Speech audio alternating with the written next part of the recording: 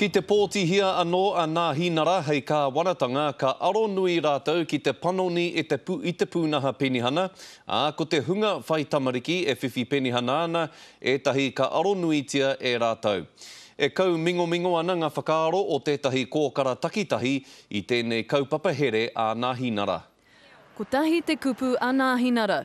Me kimi mahi tēnei māma o te wainui o mata. I guess it's okay if there's jobs for everybody and to fit around their kids and their circumstances. Because for me, myself, with my youngest, I mean, she's the reason why I'm not in full-time employment and the only reason. But I do have 4 other children as well. E toru te kaumā whā te pakeke o tēnei uri no ngā puhi.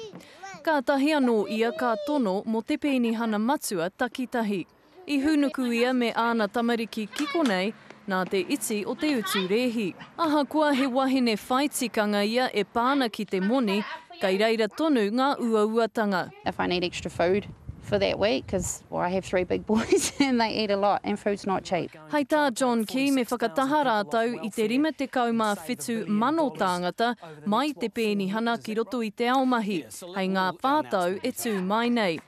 He pai tēnā whakaaro kia Misty, engari kei aia tonu, ōna a wangawanga. We're not going to give them a wad of cash and allow them to be preyed on by young, unscrupulous males. Preyed upon? Like how? I mean, and I actually find that quite demeaning and degrading, actually, because, well, why? Because we're single mothers. Koe nā te take kaore aia mo te tuku I tana pōti kia ngā hinara.